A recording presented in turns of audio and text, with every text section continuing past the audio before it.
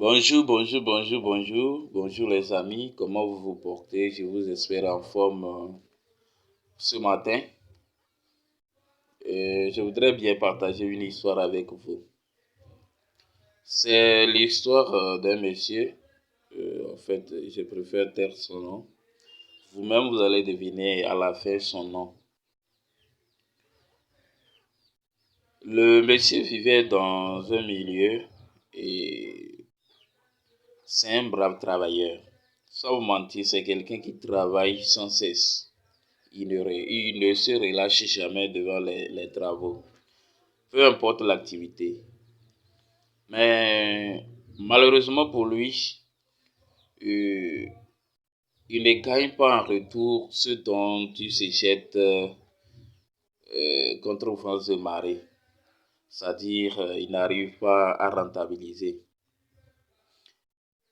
Décidément, un jour, il s'est dit, mais c'est quelle vie de merde. Comment est-ce que moi, je vais travailler tout le temps sans pouvoir rentabiliser? Je fournis plus d'efforts que ce que je ne gagne en retour. Alors, un jour, le monsieur a décidé d'aller voir Dieu. Bon, ça, bon, on va se demander comment est-ce qu'on peut aller voir Dieu. Il y a plusieurs manières de rencontrer Dieu. Si on veut réellement, on peut rencontrer Dieu à travers tous les faits, tout ce qui nous environne. Donc le monsieur a pris la route pour aller voir Dieu. Chemin faisant, et il faisait nuit. Il a passé la nuit dans un village et dans une maison où vivaient deux couples avec une jolie fille très belle, très splendide. Je ne sais pas avec quel adjectif je pouvais qualifier cette demoiselle. Tu vois, tu salives quoi. À quoi mi-temps? Maintenant, ce qui est marrant dans tout ça, cette belle dame est sourde-muette. Elle ne parle pas et malgré sa beauté, il y a quelque chose de mal. Maintenant, la veille de son chemin, c'est-à-dire pour reprendre la route, il a demandé humblement au couple qui devait les abandonner et poursuivre son aventure.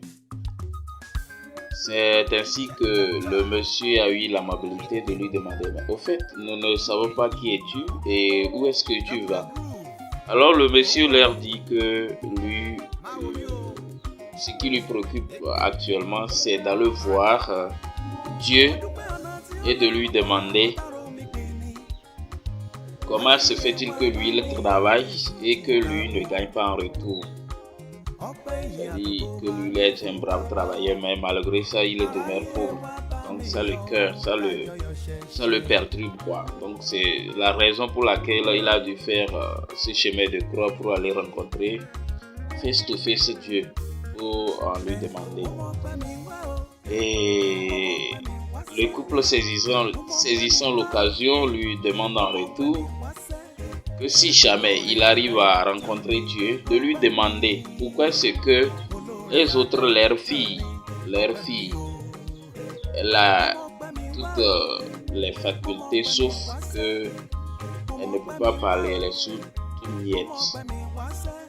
Malgré sa beauté, que tout le monde convoitise tant, on pourrait dire la Miss Monde, mais malgré ça, elle n'arrive pas à parler. Donc, de leur demande de porter aussi leur cri de cœur à Dieu pour avoir une réponse.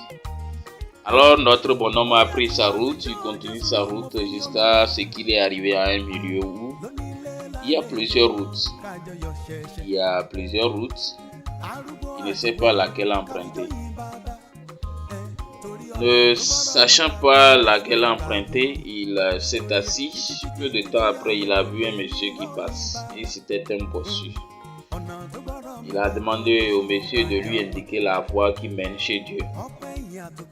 Et c'est ainsi que le monsieur lui a indiqué la voie qui mène chez Dieu, tout en lui demandant la raison pour laquelle il va chez Dieu. Et il est aussi exposé sa raison. Alors le bossier aussi a dit, ah, tiens, dès que tu verras Dieu, demande-lui moi, pourquoi est-ce que moi je porte ce gros fardeau sur mon dos, pourquoi est-ce que je suis bossé. Alors le monsieur est porteur de 2, voire 3 messages plus le tien. Il a pris cette route, heureusement pour lui, il est arrivé à rencontrer notre Dieu. Dieu étant assis, il lui pose alors la question. Jeune homme, quelle est la raison de ta venue ici? Sans lui laisser parler, Dieu lui dit en même temps aussi que je sais que tu es porteur de 3 questions à mon endroit.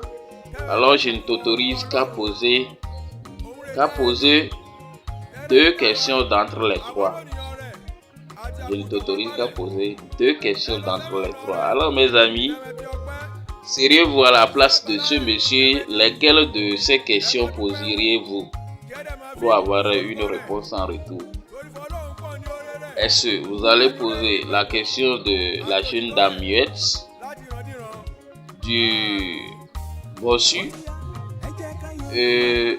laissez votre problème qui vous préoccupait, ou vous choisirez l'un d'entre les 2 autres questions, plus les tiens, et plus la vôtre, et la poser au Dieu.